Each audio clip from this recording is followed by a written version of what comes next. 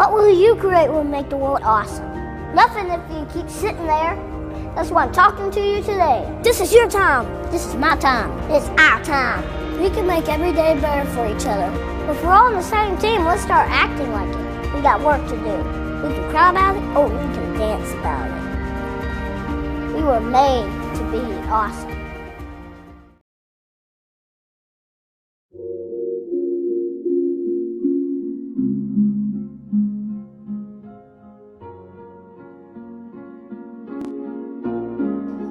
Hey guys, welcome to the OFJ podcast, episode 7, Pandemic Reflections, chapter 1. So basically, the idea with this, obviously I don't want strangers in my car, so we're not doing the drive podcast, but we're going to try and do weekly, fortnightly catch-ups and just talk about whatever.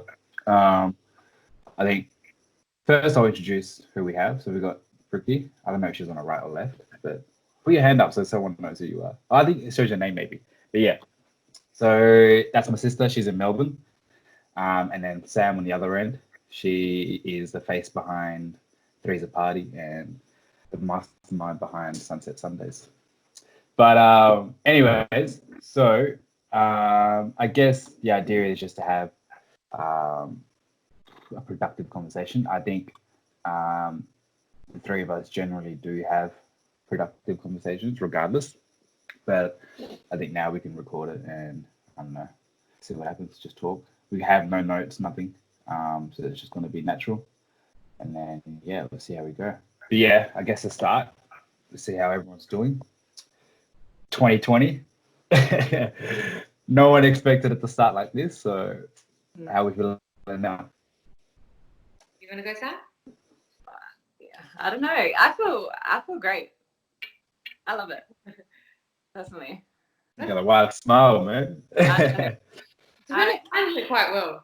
Like, from our conversations, you've been quite... Yeah, because I feel like I wanted this for so long. Like, I always said, like, I just want 2 weeks at home just to do nothing and, like, get my life together, kind of. I always said that. And now I'm like, we're forced to. So, and not that I'm, like, getting my life together, but I feel like I'm doing things that I said I've always wanted to do that I didn't do before. So I feel like Sam has been the most optimistic person about it. Like everyone else was basically just been like, from home, yeah, good. We're not leaving the house, great. Yeah. And she's following the rules, like, completely. Like, yeah, she hasn't seen anybody. Yeah. Have you seen your family, Sam? yeah, I've seen them twice. Yeah. Twice. Yeah, we haven't seen anyone else, huh? No. Right, you had the lie on camera. But yeah. Ricky. Mine's like up and down. Like, sometimes I'm like, yeah, I can handle this, and then other times I'm like, get me out of my house.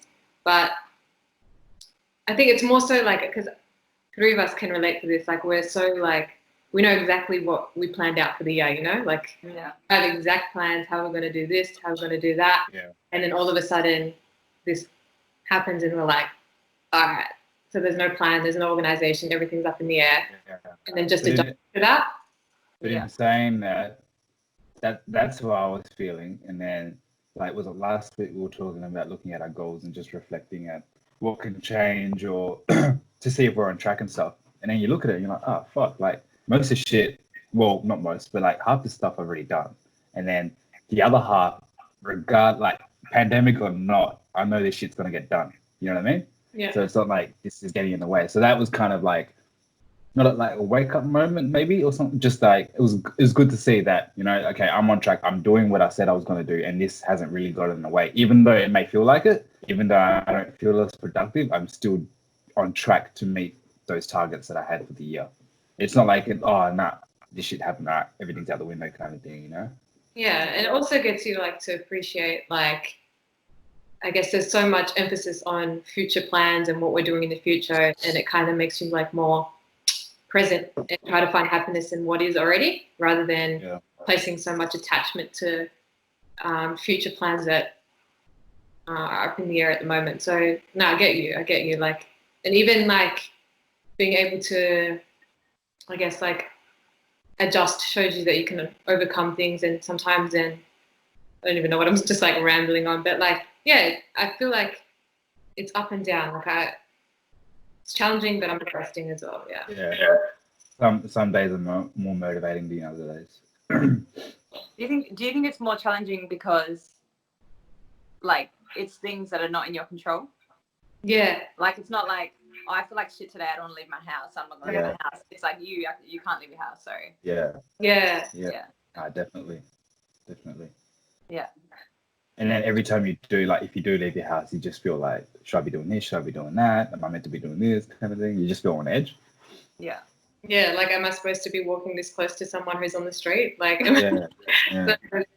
That's annoying. But there's definitely a lesson to come out of this, man. So it is what it is.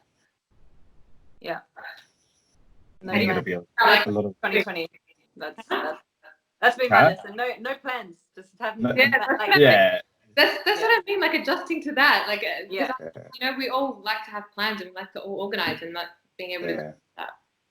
Sam, you got hit hard. So first it was Sunset Sundays had to get pushed back indefinitely, and then your graduation. God damn. Oh, your graduation was a double whammy as well. Like with the fasting, you had to push it back, and then this shit happened, and you're like, it's done completely. That's what I'm saying. That's why my lesson came early. Early. Don't plan nothing in 2020. That's it. No plans 2020. I knew. I was prepared. And then we had Bella with her wedding as well, and then me and Bricky buying tickets. Like the week before this shit all blew up. The week before. Oh, you bought your ticket as well. Yeah, fuck. Dude, I knew which city I was gonna be in. Like I had Ethiopia planned to, like, completely planned out where I'm gonna be, who I'm gonna be with, dates, everything, and I would send my little plans to everyone.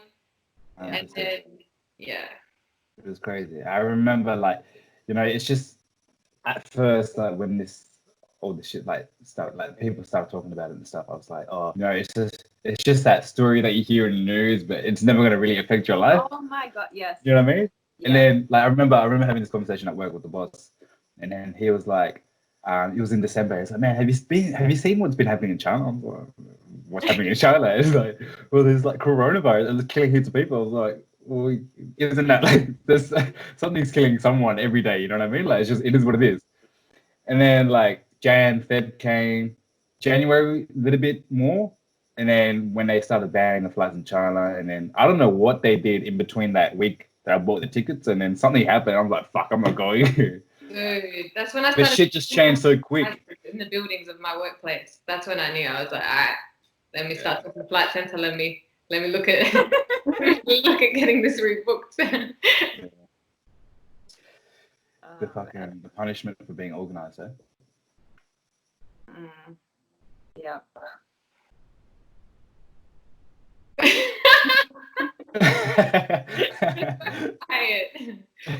What was that awkward pause for?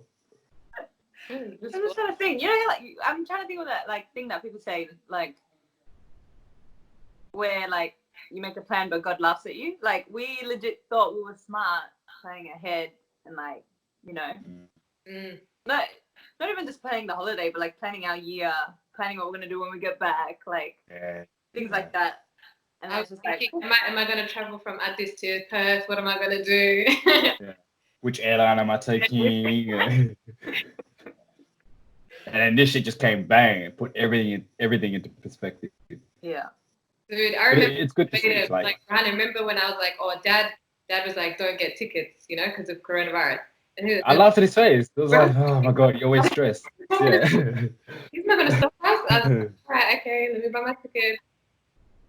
Oh, legit. Even at work, they were like when things were just starting to happen, they're like, oh, what about your trip? Are you going to cancel? I was like, I'm not canceling. If there's a flight, I'm getting on a flight. Like, I don't care. Yeah. That was my thing. I was like, as long as my flight is happening, I'm getting on that flight. I don't care. Same thing. I put my leave request in, and then as soon as the leave was approved, I just went and bought the tickets. Because I had the money just sitting there. I was like, nah, I just need to get out of the way, took it off, you know what I mean? Yeah. And then as soon as I bought my tickets, work replied back to the leave email and was like, oh, just make sure you get all your travel insurance sorted as well. Like, this coronavirus thing is really starting to blow up. I was like, oh, a week later, next minute, bang, everything closed. Fuck. So what's keeping you, like, grounded or like sane, or like what's your thing that you're like, okay, thank God I still have this to keep me going? Man, even though I'm struggling to stay motivated with work, I'm glad I have work. You know, Yeah. even though it's like, oh fuck, I gotta work and stuff. But man, I can't imagine what the fuck I'd be doing if I didn't have work right now. I'd be in my bed like from the morning till nighttime, bro. I wouldn't leave my room. I don't But know. it makes you appreciate it so much more. Yeah. 100%. Knowing how many people don't have jobs, how many people are Yeah. struggling. Yeah. Yeah. Like, we're so 100%. lucky. Yeah. 100%. Like when we do complain and stuff, I do feel bad because there's so many people that are unemployed right now. Yeah. When I'm sitting at home, I'm just like, fuck, this is boring. I'm like, wait a minute, you know, like, I still got a job, you know. Yeah. There's other people that probably have like families and stuff, never been unemployed in their life, and then all of a sudden the whole business is just going under. Yeah. So you're just trying to keep your normal routine, basically. Yeah, but that's a hard part because I loved having that, you know, get up in the morning, whether I go gym or something, and then like getting dressed for work and then driving to work and having your coffee as soon as you get to work. Just those small things, you know what I mean? But yeah, it's hard. And then like work was good because like, all right, midday, 1 o'clock, you're like, yeah, lunchtime. Now when I'm at home, it's like breakfast. Okay, it could be like 10, 11 p.m. Lunch could be like 3 p.m. You know what I mean? It's just structure's gone out the window. Yeah. But I'm trying. It's like, so when this thing started, like this working from home situation, like the first day was have a trial, see if you can work from home, and then if there's anything you need to buy, whatever, get it prepared. So when this becomes more permanent, then you're ready for it. Then trial day, I was like, fuck yeah, working from home, finally, you know what I mean? Like, hell excited for it. And then trial day was fine, and then like the first week started, first couple of days was fine, and after that, I'm like, man, I hate working at home, bro. It's so hard, and I love getting out of the house. Like, Brick, knows, I've never spent a full day at home. Like, I need to get out, and this has just completely like ruined that. But, yeah, but now like as I've kind of realized that it's not going to be something that's going to be like 1 week, 2 weeks long. You know, it's already been like 4 or 5 weeks already. Now I'm just like, all right, this is the new normal. Let's get used to it. Let's try and adjust. Let's try to have some sort of structure. So I'm getting day by day, I try to add a little something into my routine so it becomes more permanent and be more consistent. Yeah. Yeah. I feel like I'm reading a lot, so that's how like, you know, that's been helpful to like get my mind away from like, especially like on my phone, and you go on social media and you see like so much information, and then sometimes it's like negative and you just want to like get away from that. I feel like books have helped me with that. What else am I doing? I live with Liz, so me and Liz just like laugh at everything, you know? Yeah. Just like rather than taking everything so seriously. There is serious things happening, don't get me wrong, but I mean just like in terms of our own lives. Yeah. I'm working on a puzzle at the moment. I got a puzzle. Yeah. How many pieces? I don't know, but it's quite hard. Like it's literally I've just done the bottom of it. What is it meant to be? The map of Africa. Not too, but different. Okay. What else have I been doing? I think that's pretty much it. Working from home, obviously. That's been like I can't believe I actually missed the office. I missed the commute. I miss it all. I miss just the office, like the office culture, the conversations in the office. You know what I mean? The shit that used to split up your day. Like you work for three solid hours, and then you know the office has a bit of banter and stuff. You know, just a small thing. Yeah. Now it's like fuck all human interaction, man. Yeah, I think it's more the human interaction. I think so. Yeah. Like being isolated. It's like you know. What about you? What have you been up to? Working from home. Trying this last 2 weeks, I've been trying to work out. Just following stuff on YouTube, which I didn't even realize how much free stuff was available on YouTube. It's actually crazy. Yeah. Whole new place. It's a whole new world. Like it makes you just think like, okay, like fair enough. I know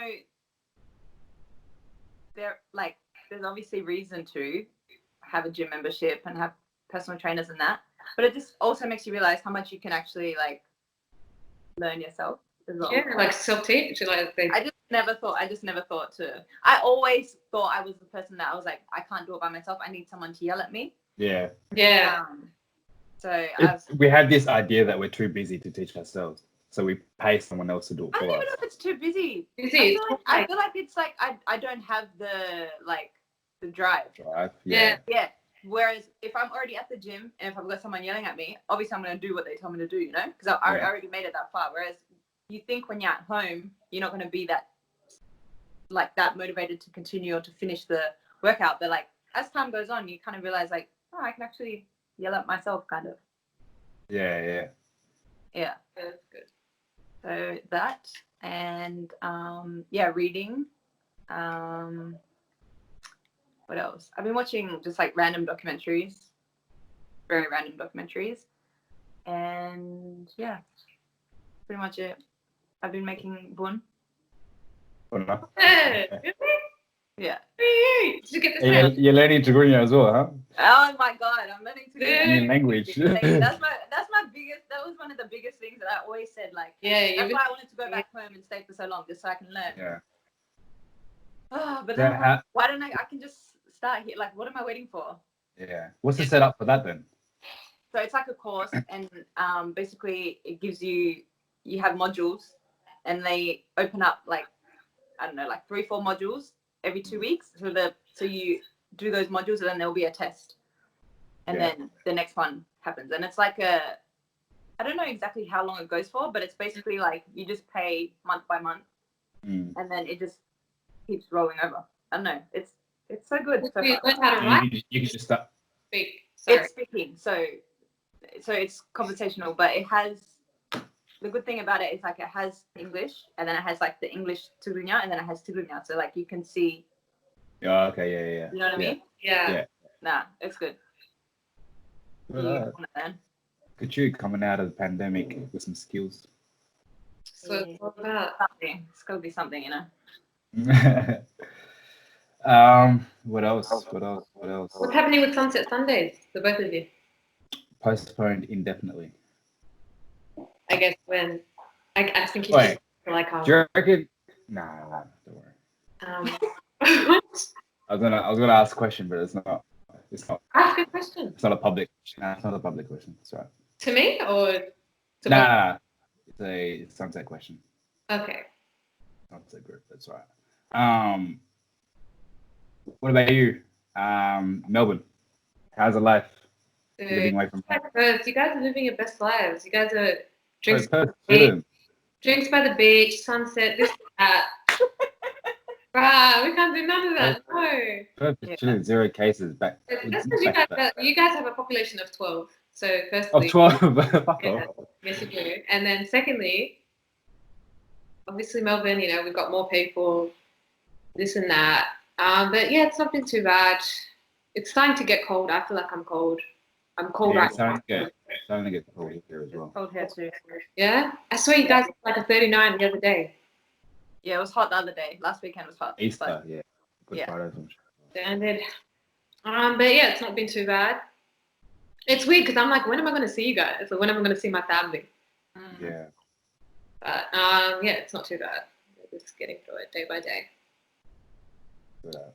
So, what do you guys want to talk about? Anything in particular? Are there any topics, pandemic or not pandemic related?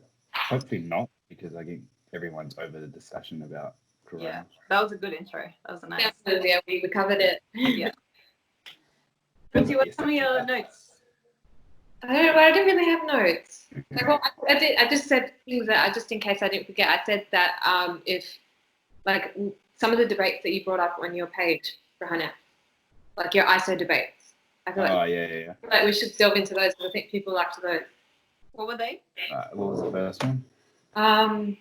His debates. You know his debates, his little debates that he had. I can look up. Oh, the questions. Yeah. Yeah. They're very. Yeah, I got it. I feel like firstly the issue with questions like that, they're so vague and can be interpreted in like 300 different ways. Yeah. They're like long. Because you can interpret it very differently. Like the one that you said, are you? I can't even remember them. But please say them. So the first one was you can't possibly move your body, as in have exercise and have anxiety, fear, or depression.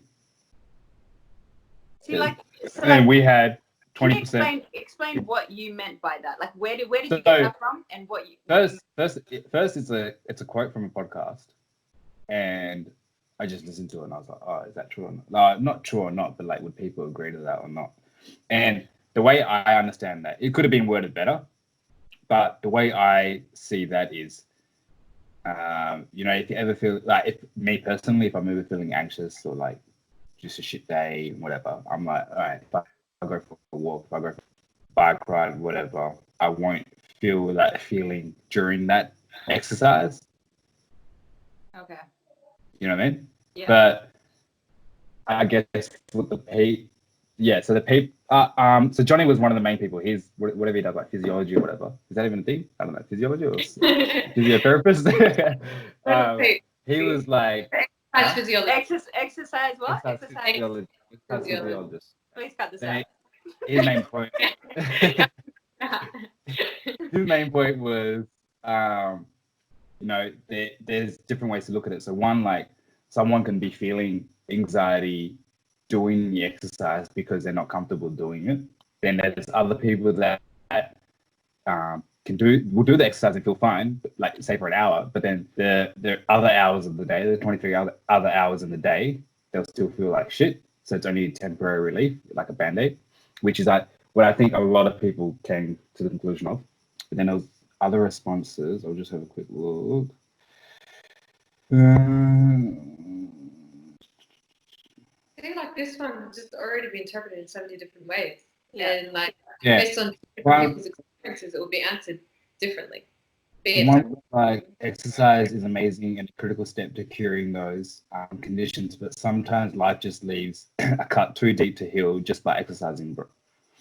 So I don't think the statement meant that you won't feel that if you do exercise, you won't feel that for the whole day. You know what I mean? It's just during that moment where you're exercising, you won't be feeling those conditions.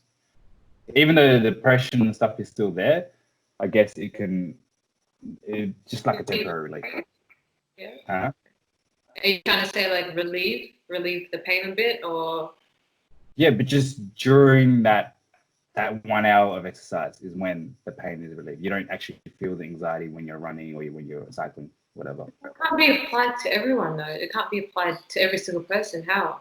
You know, it might be applicable for some people, but it might not actually work for other people. Yeah, it's a blanket statement. Depending on the person. I feel like I'm failing to really understand like what when the person in your podcast said it, what were they actually meaning? Because it wasn't my podcast. It was just like a podcast you heard, yeah. Yeah. Like, what were they actually meaning? Were they like what you said? Were they trying to say like in that moment, people who have anxiety or depression don't feel it while they're exercising, or they can't actually exercise because they're so anxious or depressed?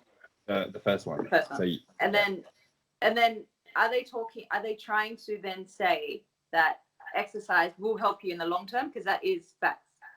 Like for people who deal with mental health issues, anxiety, depression, whatever, it is like one of the things that people will tell you to start exercising or to eat better, exercise, whatever you do, read books, do something that allows you to escape your mind for that moment, and then long term it's meant to show benefits. But that's what I just didn't get why, like, what was the purpose of that person saying that? Man, I can't remember the context. I remember I think he was talking about his because it was like pandemic related as well, like everyone being shut down. It was in America, and I think he was talking about how he spends time indoors, whatever. But he's like, you know, there'll be some days where I'm anxious and stuff. But then he'll go out and do like an hour exercise, and it's like you can't feel anxiety when I'm like I don't know if he's talking for himself, but he did say you can't feel anxiety when you're in the actual action of running and stuff. Which I guess it's just different to everybody. It depends on how deep the wound is as well. You know what I mean? Like, exactly. You know, someone can call having a shit day depressed. You know, and then someone can call like just you know, a week full of nervousness and anxiety or whatever, and say, oh yeah, I went for a run, I feel so much better. Yeah. Whereas, you know, I think everyone just understands it in relation to their own situation. You know, we don't think about, oh man, this guy's been through so much, like, you know, how. And then you're like, man, if I can do it, like, how can he possibly not feel that way? You know? That way and it's like, man, this guy's story is completely different to your story. You know what I mean? Yeah. But it was a good one. I had a lot of. I think we got like 20% agree, 80% disagree. And the other one that you did, the 4 conditions. Another one that can be interpreted Like, So our lives are shaped not by our conditions, but by our decisions. By our decisions. like I agree with that. Like if you told me that just like how you just said it, I'd be like, yeah, 100%. Yeah. But Yeah. for some other people, that could literally be like, I don't know, like this. Like the way I come back to is like people back home or like in third world countries and stuff. You know what I mean? Like For sure. their condition plays like a major factor in their life, but they still have a condition. So it goes both ways. They still have a decision. Sorry. So it goes both ways. You know, you can be in the worst situation, whatever, but you still can make that decision to get up in the morning, try and be productive, try and be happy, try and go exercise or whatever. You know what I mean? Yeah. I feel like though, like the question, because it says poor conditions, right? Okay, so Poor conditions. people, that's it says poor conditions. People who live in poor conditions, yeah, isn't that? No, it says our lives are shaped not by our conditions, but by our decisions. It doesn't say poor. Oh, sorry, I interpreted. Sorry, I listened wrong. But I feel like okay, so for instance, okay, it's not even just back home. We can't even think of it just back home. What about okay? So I'll give you a hypothetical situation. So say there's immigrant family, okay, moves over to Australia, okay, single mother, English as a second language, 5 kids, okay, and she has to work full time. The best job that she can get is, say, a cleaner or whatever, yeah, okay. Mm-hmm. Like she's probably the hardest working person ever, and she's making the right choices that she can, but there's just boundaries that she can't fight or beat, yeah. And then so say that she's working full time, she can't be home, 5 kids, they're probably not living in the best neighborhood, probably not living in the best housing conditions, yeah. And then they have to grow up maybe with not a mother being there all the time, that could lead them astray. Then you've got like multiple people being affected, yeah. So is it the mother's decision that she's living in those conditions? Like even though she's hustling, she's working hard, but then I think the decision is her hustling and working hard. but then how's she going to feed her family? How's she going to take her kids to school? Centrelink's not going to pay for all of that. Like with 5 kids, I'm just giving hypothetical, 5, 6 kids. Yeah. You know, there's not, and she can't. No one's going to employ her when her communication skills are not what they're looking for. So the best job that she can get is 45 to 50k a year. With 5 kids in Australia, that's nothing. That's nothing. So then, like, she has to choose between feeding her family or being present to look after her kids. And then, you know, her kids can't starve. She needs to put a roof over their head.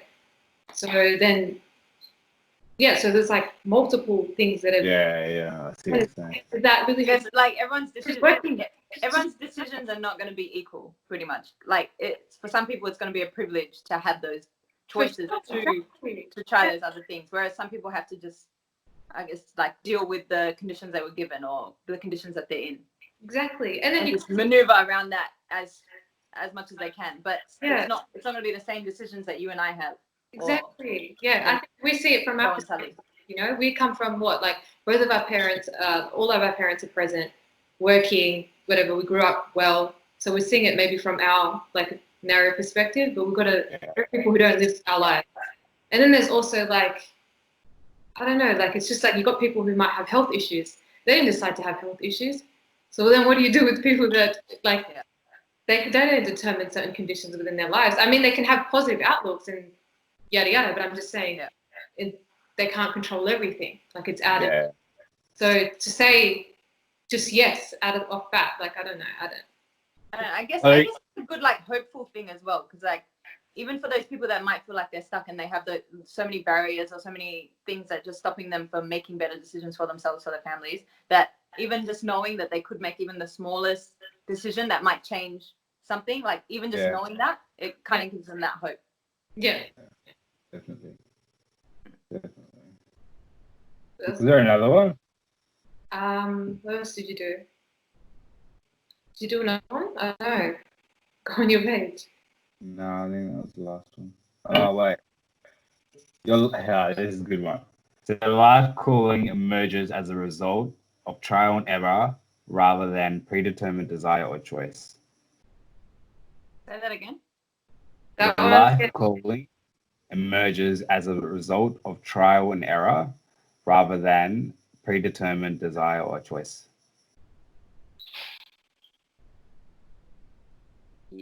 At 80% agree, 20% disagree.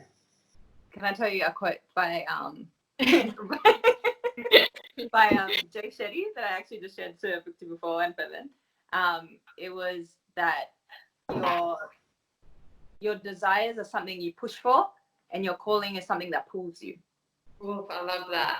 So having that next to what you just said, it's kind of hard, but like I feel like it is trial and error in terms of figuring out what you want to do. But that I feel like in those moments of trial and error is when that thing will start pulling you in. Yeah. You start to realize, yeah, oh, actually, this is my calling. Not so much this that I thought it was. Yeah. Yeah. So you realize that because of the trial and error. 100%. Yeah, like dipping and dabbing everywhere. Like how many times does that happen to us? Like we think you get so obsessed with this idea because it might, someone else has sold it to you, or it's come from somewhere. That thing implanted in your head from somewhere.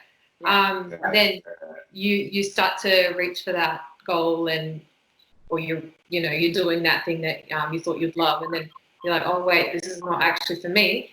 This is actually what will be for me. But that, I believe, through trial and error. I have to. Well, there are some people perhaps that just knew what they wanted to do from the day they were born, and they went and conquered that thing. And where are they at? I want to see them. Yeah, I need to meet these people. Legit, I want to meet them. Wherever they are. But I feel like says maybe like that's the parent having an influence on the child when they're young. Sure. Because like you see like soccer players and basketball players, all their sons are playing the exact same sport they are, because I think it's from a young age. They just get chucked into it and then bang, that's it. They're doing that. So I don't know about people just going straight into their life calling. It's a tough one. Well, yeah. Do you think that your life calling can change? Yeah. Yeah. Because what you think is your calling might not actually be your calling. So so it'd be like a never-ending cycle, yeah? Or do you feel like you get to a point where it's like, all right, here's my thing, here's what I'm gonna invest my time in, whatever, for the rest of my life? Or do you feel like it goes in phases where you have one calling or mission, whatever, and then you feel like I've done the best in that, and you look at the other things? Well, why do you look to the other things though? Is it because you feel like you're still looking, like you're still searching for something more? Yeah. So then that thing that you just finished, that cycle, that phase, you're moving on because you're like, okay, I'm done here. There's something else I need to be doing. Or you get that feeling that is, I guess, your calling. Yeah. So you would hope the last phase is stay forever, where you're meant to be. Then we're always going to want more. I think that's also the issue with people, not issue, but just our normal habit is we're always going to want more. Even when we what we want right now, or where we see our future and everything else, once we get to that point, we're only going to want more and more and more, which I guess is in terms of growth and all that. But then the flip side, it's are we ever going to reach the point where we're going to be content and satisfied and happy with our lives? Everyday struggles.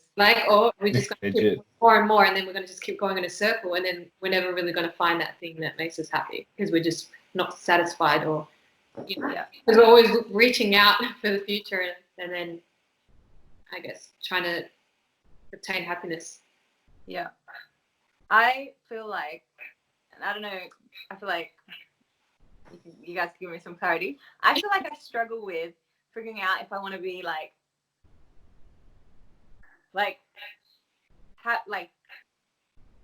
what's the word?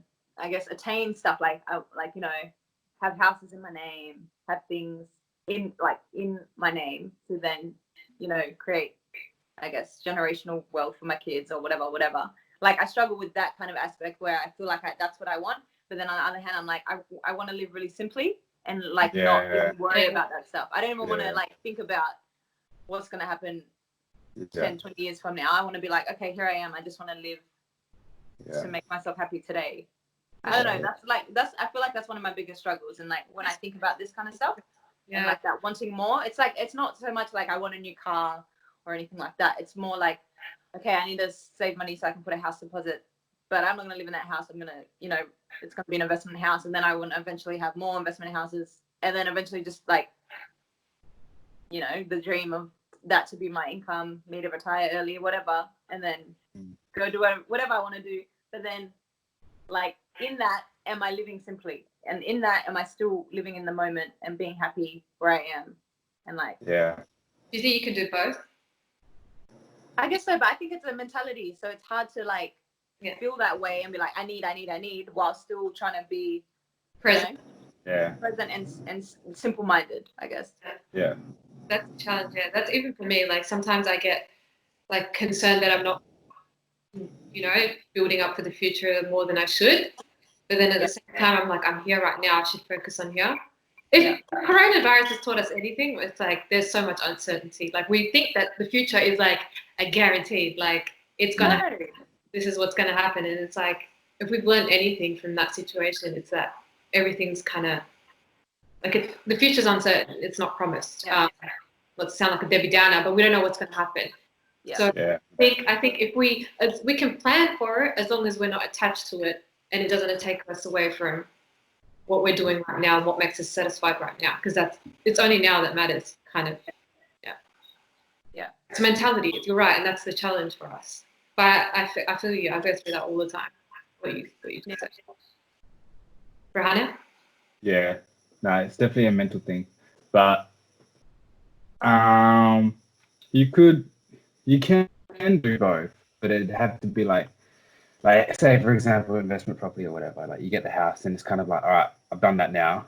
I want that to kind of look after itself and do its own thing. You know what I mean? So it's kind of automated. So then you're like, all right, I can get back to doing me again. And then when the next hurdle or whatever comes, you're like, all right, let me get this out of the way. So I think it takes a bit of sacrificing and, you know, being able to switch on, switch off with that whole mental thing. So, you know, there's going to be times where you're like, all right, this year I've just got to, you know, get this done. And then next year, like, all right, I've smashed out all of this. Now I can just kick back and just live life. You know what I mean? Do me. Yeah. And then another month you're just like, all right, I need to get this out, get this out of the way. Then you like switch back. But then I think even in those years though, where you're saying that, where you're like, okay, let me just smash this out. Let me do this. Like I get it. I feel like that's what we've lived our whole lives. But like, like how do we still obviously have to maintain balance? Yeah. Yeah. And it's like, I don't know how to say this. It's like, it's hard to maintain that balance when your mind is so go. I need to finish this. I need to do this. I need forward looking. Yeah. You know what I mean? Yeah. When you're so forward looking, it's so hard to just be like, all right, just chill, like do this. I feel like that's the issue. It's like all or nothing. So for me, like it's really all or nothing. Like I can't bring myself back to 50 to give like 50% here and 50% here. It's like I'm going in or I'm not getting in at all. Yeah. It's like why should it take me 2 years when I can just go all in now and let it take me 1 year? You know what I mean? Yeah. That's a tough one. I think we've got to look at like making if we're saying, for instance, we're looking at investing in property or whatever. It's also like we also have to understand, are we making this for the right decisions? Are we doing this because of pressure? Are we doing this because it looks like it's what we're supposed to do? It makes you look successful, wealthy, whatever. Also, that might push us to doing it faster and thinking about it and obsessing over it, and then take us away from the present. And that in itself is a battle as well in your head. So I think there's a lot to that we have to uncover in our heads. But I feel like whenever it's a thing where you start thinking about other people and like how's it gonna look or what other people are gonna think, I feel like that's when you need to stop and like realize like what am I actually doing this for? Yeah. You could be hurting yourself long term for no reason. Like once you get to like you're 5 years into whatever and you realize like what the hell did I do all that for? Just to make this person happy or just to make me look a certain way in front of people? Like that's what we have, like that's the thing, that's like differentiating what you actually want versus what has been told that you have to have for, and what you think you want based on the fact that like what other people are doing and what other people are saying, oh, you're this age, you should be doing this, or you're this there's kind a of quote to be there's doing a quote that goes, I am not who you think I am who I think I am. I think I am who you think I am. Yeah, I am who you think I am. Yeah, like how people see themselves, You know what I mean? other people think of them. Is Yeah. that, exactly. But like in the book that I remember that quote that I sent you, where it's just like, it doesn't matter like what you think I am or what I think I am. It's just that I am. Like I'm just,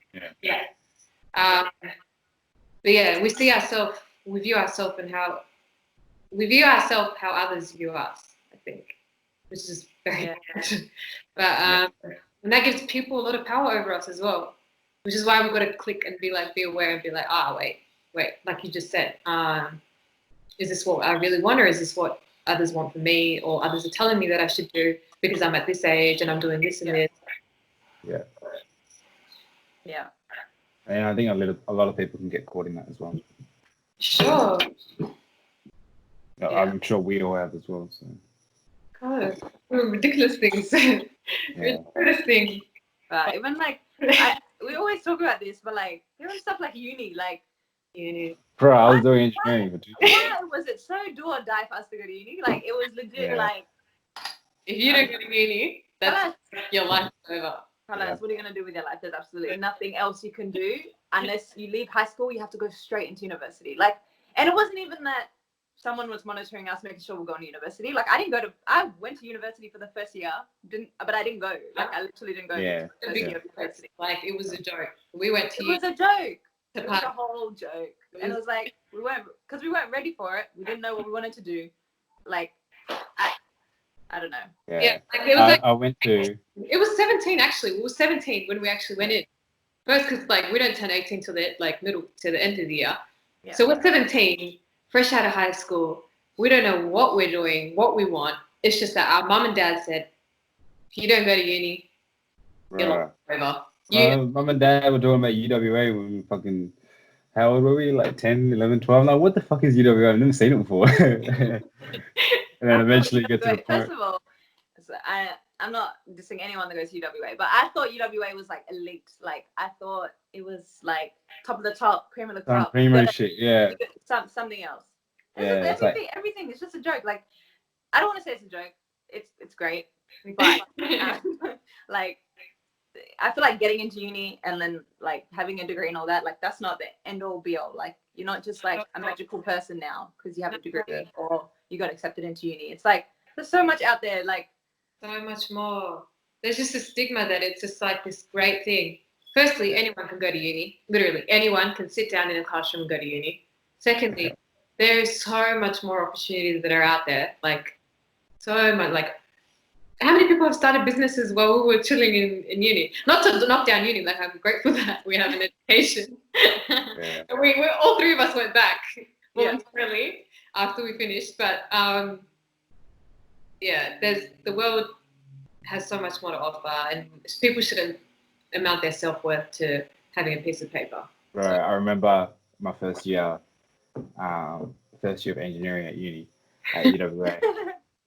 And I hated this place, So and it was so far from home, so I just barely ever went and just pretended I was watching online.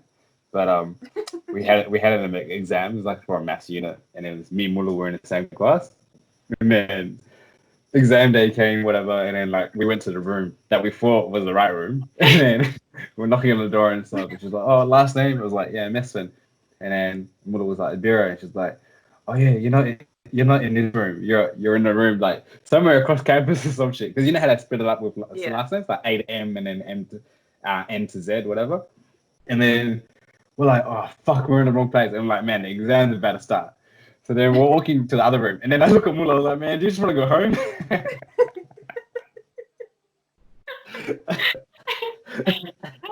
We're like, "Fuck it." Just got in the car, went home. I was like, "Man, fuck this place." That's how I left that. Went to Curtin, lied to myself again. Took some bolts, but eventually got out of there. Feel a bit better. But man, it takes some chopping and changing, huh? What you just said was literally like, if you knew the stuff that we did at Curtin, like, it was legit. It was just fun. It was just fun for us. It was fun. I honestly didn't take uni seriously until I think I turned 21. Final days. That was it. Yeah, my last year of uni. That's when I was like, all right. That's when I was like, whoa, I gotta finish. I'm done playing. Like, let me just finish. Yep. Yeah. I don't know. How do you guys feel going back now that we've said all of this? How do you guys feel? I feel like going back, you have a purpose, and you Yeah. know exactly why you're going back, and you know you've got this idea of how life's going to look like. Oh, I'm going to get this degree, and then that will allow me to do this, which is what you want to do. Yeah. Sure. I agree.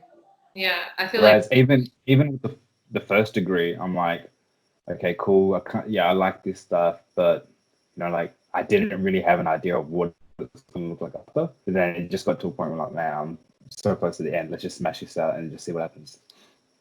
But with the second one, it's much more like, yeah, I know exactly what's going to happen. Yeah. Yeah. Because I feel like the second time, like, well, obviously going back, no one's forcing you to go back. Like everyone's, Yeah, key. you know.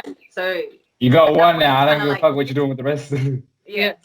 So then at that point, it's like it's your decision, it's your choices. So then it's so much different when you actually like what you're learning. Wow. Like we Whole get different world. excited now. Like going back voluntarily. Yeah. Pressure. It's just me, myself, and I. It's like you like learning. You're enthusiastic about it. You know why you're doing it. No one's forcing you to do it. No one even knows that you're doing it. So it's just like, it's just your own journey, and it's like you get so much more out of it. Like I enjoy doing masters over doing undergrad, 100%. Like, Oh, 100% Like- question. for sure. Bro, my lecturer is sending me emails like, oh, you guys should watch this webinar about blah, blah, blah. And I'm like, fuck yeah, I want to watch this. Sign Yeah. up, watch it. You know what I mean? Just stuff like that. Never used to acknowledge. Yeah. With Yeah, the first didn't degree. care. It's like that extracurricular stuff. This stuff is right. Yeah. I agree. That's good. I'm trying to think what else there is. If you guys went in uni, what would you guys be doing? Like if you guys went studying, like just say you're 18 again, what would you do? What would you be doing? And you had the choice. Listen, you can do anything. I don't know. I have no idea. Sam, I feel like you'd be in Africa with kids, Sam. Would I? I Yeah, feel but like kids. if I have money, I have money. Yeah, say yeah, okay, say yeah. Oh. That's Well, flexibility. what kind of question is that? Of course, yes. Okay, no, okay, wait. Yeah. Without money then. Then you gotta Without money. yeah, you gotta be a little bit more delve into it a little bit. But no, honestly though, initially my first plan was what I thought was that when I finished high school, I was gonna go do a year in Eritrea. Gap year. Didn't happen. Then I said I was gonna do it after my degree. Yeah. Yeah. After degree, didn't do it. Like, so maybe going back now, I would have definitely taken a gap year and just like figure some shit out, or even just not even figure shit out, but just like Live your life. get to know yourself outside of school. Because I Yeah. feel like even with school, like especially if you go to a private school, there's so many things that you don't even realize that you've been like indoctrinated to like 100%. think and like Yeah.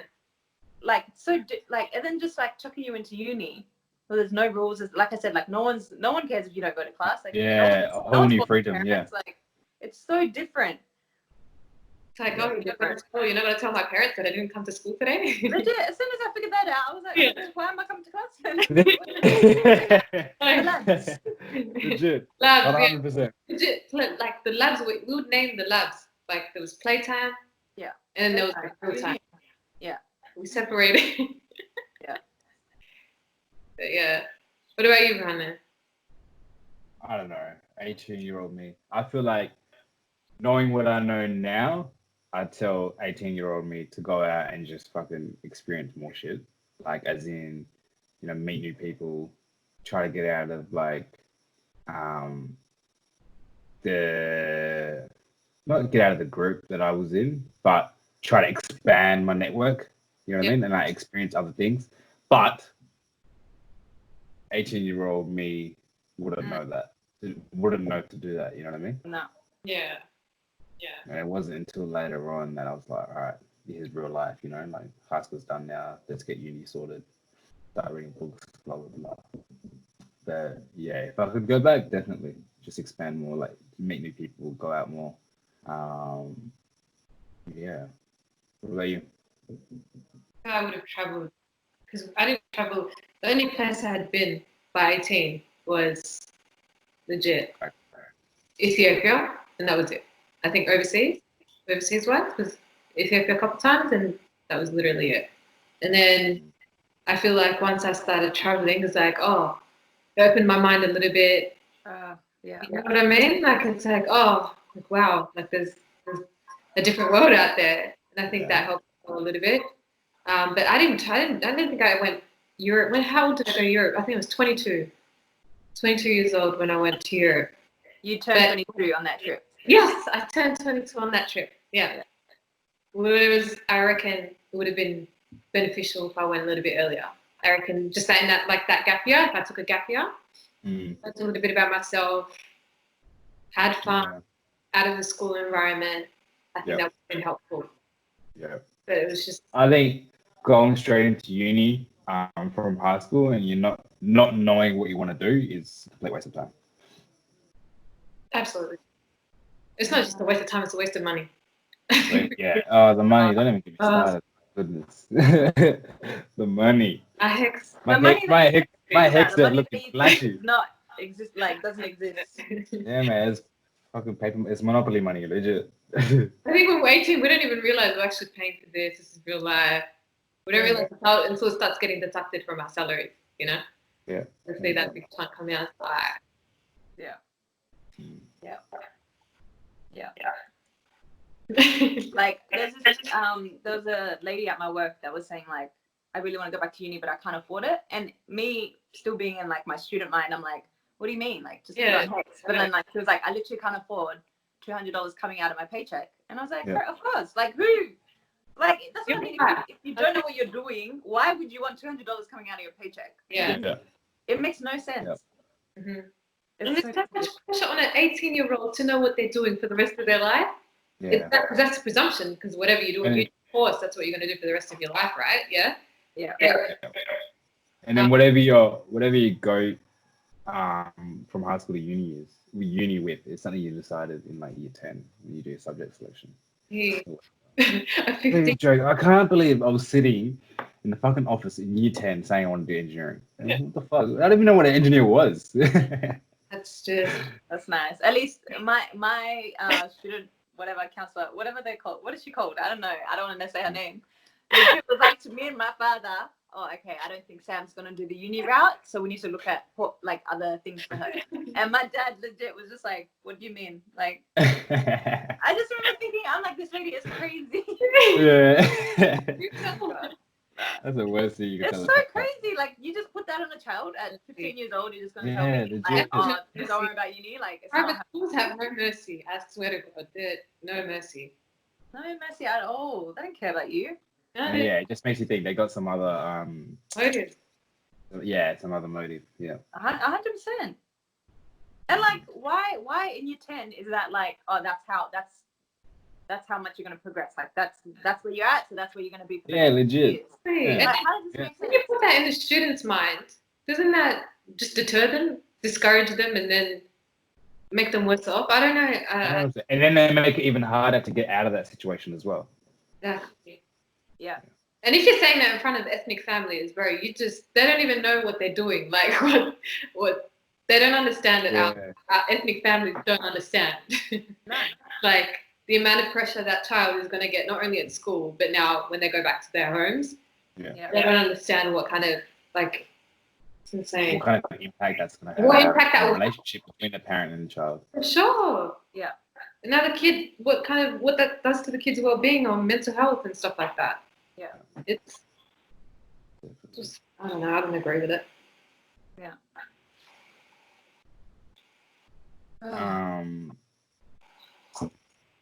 So in terms of, I guess, let's talk about like a bit of life lessons and stuff since high school. What do you feel like you guys have learned, and then like try to make an example out of it moving forward? What did you say? Try to make an example out of it. Somehow like explain it practically, like in a practical sense, like moving forward. I'm never gonna go at anybody else's pace ever again. Like in terms of just that to be explained. Like it's go to uni, get a job, has to be done by this time frame. Like I think when did I realize that? I think I realized that after uni, and then the pressure of literally, I got my cap, my graduation. Yeah. They asked me, when are you going to get your job? I'm like, bro, I literally just graduated. And it's not just your family asking you, it's everyone that knows within your community. Yeah. Yeah. So for whatever, asking you, all right, where's your job? Now you got your degree, where's your job? Yeah. And we're in our early 20s at this stage, yeah? And it's like, chill, like, let me just process this. Let me just, like, and then I put that pressure on myself where I was like, fuck, I really got to find a job. I really got to find a job. Yeah. And it's like, now I've come to the, like, realize now that I'm older and I'm, like, more mature, and what I learned from that is, like, never again. Like, I'm never going to take on other people's, like, fears or concerns and place that on myself, and I'm just going to go at my pace, because it's like, it's just a fucking job. Like, Yeah, legit. You can be working a job that's not even in your degree and be making the same amount of money. You know what I mean? really, it's just like, or even when you're in uni and people ask, when are you going to finish? When are you going to finish? When are you going to finish? And it's just like, dude, like, that's not okay. That's not okay. Yeah. I finish when I want to finish. And then, like, when you do finish when you want to finish, it's like, all right, like, how does that affect you in any way, shape, or form? You know what I mean? Like, if I say I want to finish, oh no, I've still got another year. It's like, how? Why? I was like, okay, but I finished a year later. It's like, I look at you and you're like, what? Like, has your life changed at all? Like, what are you on about? Like, why did you care so much about how quick or how long it took me to finish? Yeah. Exactly. And they're asking you this at 19 and 20, dude. They're asking you about full-time jobs and when you're going to finish your degree at 19 and 20. Yeah. Like, and then when you get your job, just one more thing. I need you to get married. I was like, what the fuck? You got another 10 years for that, man. Shit. I think maybe sometimes like our families and community think if we rush through this part, like quick, like get out of school, get your degree, get a job, then the family part starts. And I feel like that's really what they want as well. really, Like, yeah. I mean, like, that's all we hear. that's where they think you're gonna be the most stable and the most secure, and and then I feel like because that's what they wanted, they think that's gonna be what's best for us too. Yeah. And so that's what they really want from us. But then What they really want as well. Huh? All that. There you go. So like when you're in high school, in your eyes, it's like, man, all my parents want is to get into uni. All they want me to do is get to uni. When you're in uni, all my parents want from me is to graduate. That's all they want. Finish uni. All my parents wanted a job. All my parents want me is to get a job. Get a job. It's like, all right, my parents want me to get married. It's never ending. And I feel like when you have a family, I don't know. I feel like by the time the family thing happens, you're a bit older and they're not so much like a parent anymore. They're just like your mate or whatever. But I don't know. I feel like up until your 30s, they're still gonna be the same. I feel like in saying that though, like, because I don't know, it's kind of funny, but like they still have good intentions. Like their intention is always good when they're saying things like that. Yeah. When you look deep, like beyond finish uni, get your degree, get a house, get a family. Like beyond that, what they're actually saying is like, we want you to be stable. We want you to be comfortable. Yeah. Like that's and they're just using those things as what they think is going to make us happy. Yeah. It's going to make us stable. It's going to make us comfortable. But I think that's the best way to look at it as well. Like if you can go beyond, I guess it can be annoying and frustrating and stuff, but if you can look deeper and realize, listen, these people just want what's best for you from their perspective. Because traditionally, that's what it is. That's what they know. Yeah. So, and we're lucky we have that constant reminder, as annoying as it is. At least they can, no one checks you better than your parents. Yeah, it's good and bad, I'll say. But like Good, bad. It depends on the type of person you are as well. Some people might just react. Sure. Other people might see it as motivation. Other people might see it as just constant attacks to who they are or whatever. Yeah. I think that's what. Just to delve into that a little bit more, I feel like sometimes like our parents' critique can be useful, but then sometimes it can also be like harmful to a lot of people. especially people that are already not comfortable with where they think they are. And then on top of that, you have someone telling you, you know, what you're doing isn't good enough. You got to be better. Like you might be able to handle that, and we might be able to handle that, but you might already know what you want. So you already have that vision in your head. Whereas someone who doesn't have that kind of vision, or is still struggling to find their feet, or still trying to figure out what they want to do, and then they have to go home every day to listen to the information that they might be receiving from home, and they might not, you know. And their parents might mean they're still parents, still good intentions. Like still, they're trying to look after their child. They want the best for their child, but then sometimes that comes out in a way that sounds like a lecture or putting them down.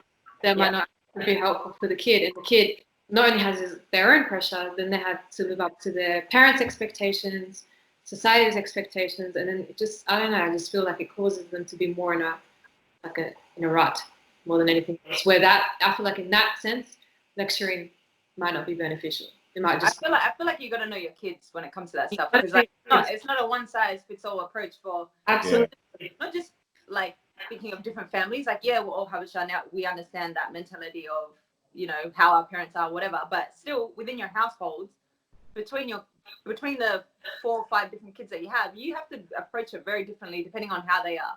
So you need to know what kind of kid you have. So like a lecture for me, like, I don't know, it might work for me, but it might not work for Adam. It might not work for, you know, it might not work for Joseph. Like we're all very different, even though, you know, we're siblings.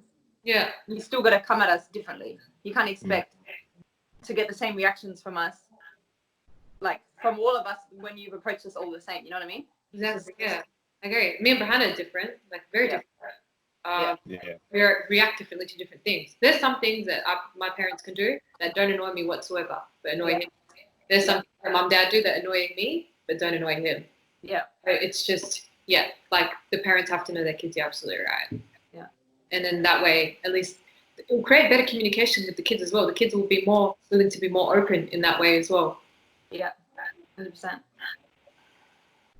Definitely. Yeah. I think we might wrap it up. It's been like almost an hour. Yeah, it's crazy, huh? Yeah, I don't want to go over an hour. But so I'm thinking what's it called? I don't know. If you guys are up for it, I wouldn't mind like once a week, and then each week we add a new person on to talk shit. That's cool. Yeah, I don't know. I guess we can just like reflect on the past week and stuff. If the world's changed much.